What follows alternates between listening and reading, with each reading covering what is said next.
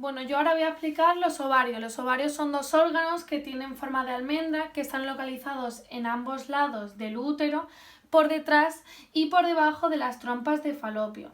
Y además van a estar sujetos por unos ligamentos. Cada ovario va a tener un hilio, que esta va a ser el punto de entrada de todos los vasos sanguíneos y nervios.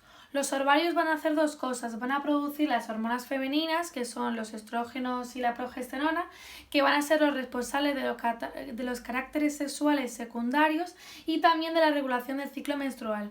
Además, van a producir células reproductoras femeninas, que son los óvulos u ovocitos, y que van a tener un mes durante su vida reproductiva. Ahora voy a poner tres situaciones. Si el óvulo es fertilizado por un espermatozoide, se fija al endometrio y se forma un embrión. Quien no lo sepa, el endometrio es una mucosa que está sujeta al útero y que está muy vascularizada. En el caso de que no ocurra, es decir, que el óvulo no sea fecundado por un espermatozoide, el endometrio lo que hace es desprenderse y va a formar parte del ciclo menstrual. Ahora, en el caso de la menopausia, va a disminuir la producción de las hormonas secretadas por los ovarios y el ciclo menstrual va a ir disminuyendo de forma progresiva. Ahora vamos a distinguir varias zonas, desde el exterior hacia el interior: el epitelio ovárico, la túnica albúgena, la corteza del ovario y la médula. El epitelio ovárico es una capa de células cuboidales que van a recubrir todo el ovario. La túnica albúgena es una capa de tejido conjuntivo denso fibroso que va a estar formado por células fusiformes. La corteza del ovario va a estar formada por el estroma, que es un tejido similar al tejido conectivo, pero en menor cantidad respecto a la matriz extracelular. El estroma va a estar muy vascularizado, y entre las células del estroma se van a encontrar los folículos ováricos, que van a estar en distintos estados de maduración. La médula es la zona más interna del ovario y va a estar rodeada por la corteza. Y entre la corteza y la médula no se va a distinguir casi nada. La médula está formada por tejido conectivo fibroelástico laxo y contiene numerosos vasos sanguíneos, vaso linfático y nervio. Aquí podemos ver dos fotos.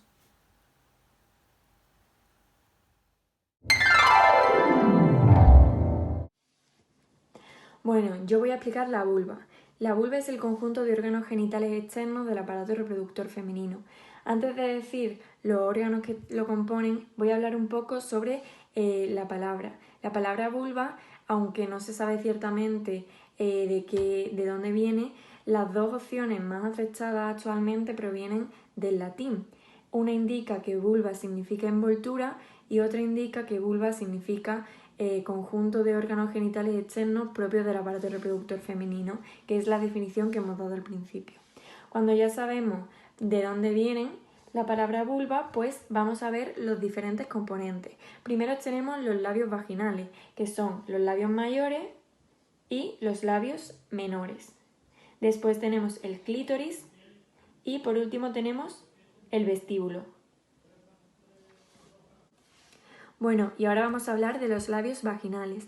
Los labios vaginales son pliegues de piel que se encuentran en la abertura vaginal y está formado por los labios mayores y los menores.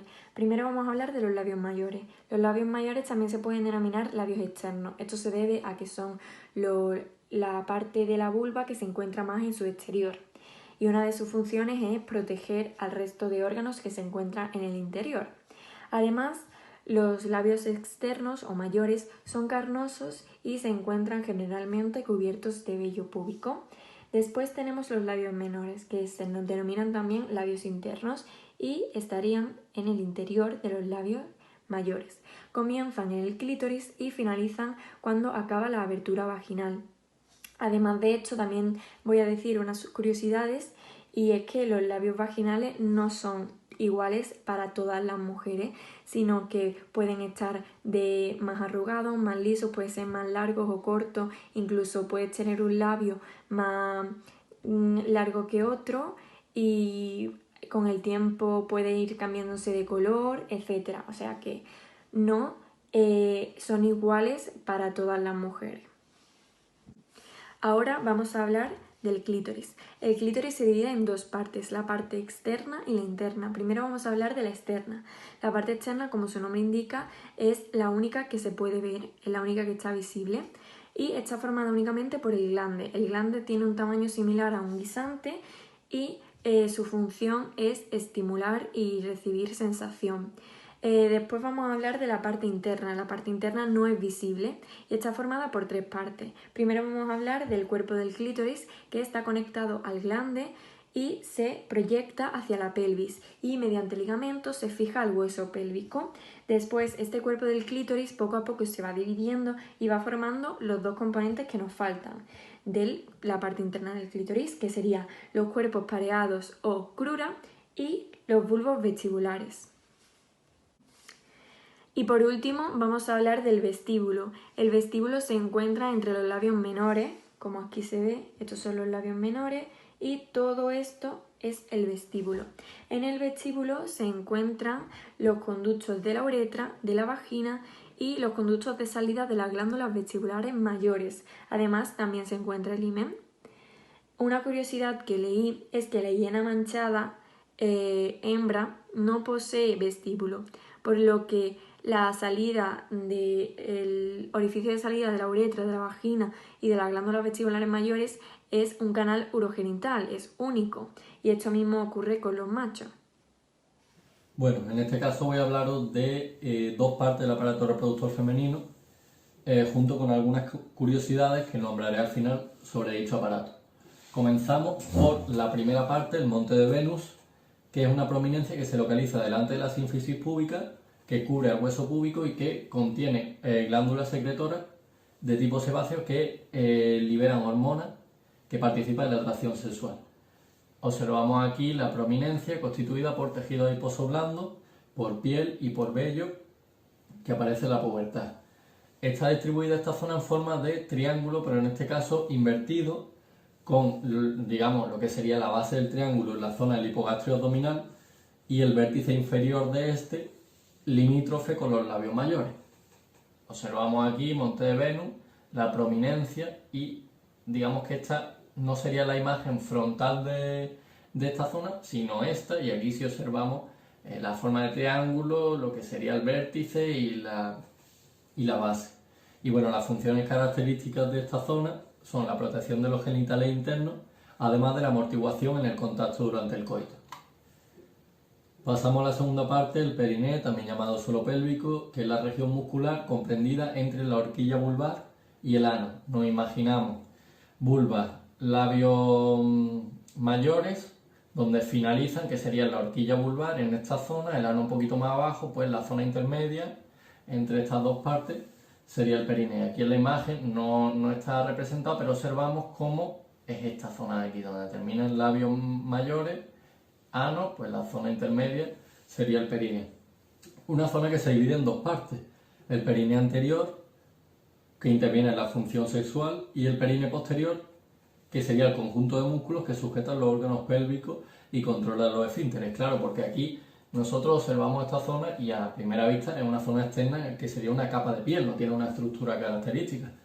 Pero claro, tenemos que tener en cuenta que el periné es un conjunto de músculos internos que tienen varias funciones, entre las que destaca la función de continencia, ya que controlan los esfínteres, como he dicho antes, para una correcta misión y defecación, la función sexual, ya que estos músculos tonificados pueden mejorar las relaciones, función reproductiva, tanto a la hora del parto, tanto a la hora del empuje como a la hora del movimiento rotatorio del bebé para que la cabeza quede en la zona de salida, y por último función de sostén, ya que sostiene la vejiga, el útero, la vagina y el recto.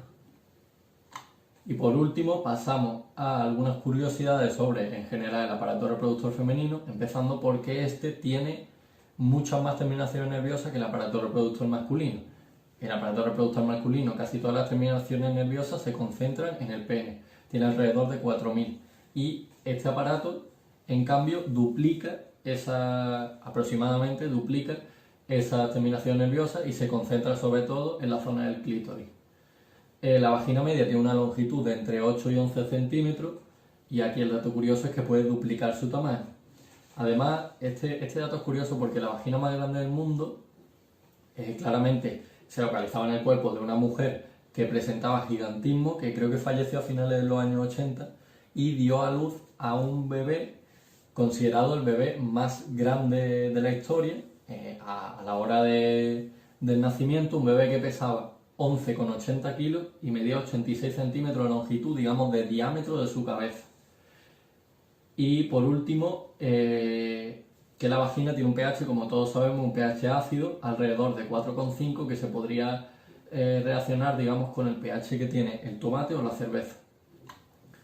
Otras curiosidades, bueno, pues el útero es capaz de aumentar 10 veces su tamaño y soportar hasta 150 veces su propio peso, en el parto, claro.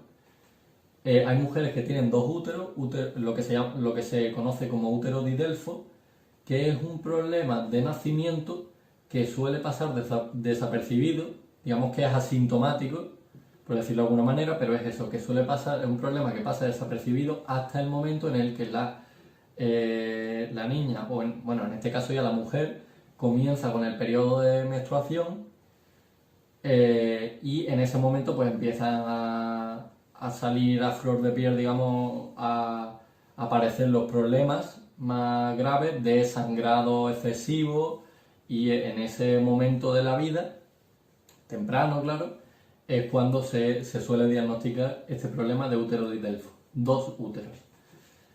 Bueno, otra curiosidad, todos lo sabemos, no hay dos vulvas iguales, al igual que cuando hicimos la exposición del trabajo de gusto dije que no había dos lenguas iguales, que digamos que es como la tarjeta identificativa anatómica o genética más bien anatómica de una persona, pues en este caso igual, no hay dos vulvas que sean exactamente iguales. Y otro dato que me parece curioso es que el lubricante que se encuentra en la vagina como lubricante natural, que es el escualeno, también está localizado en el hígado de los tiburones.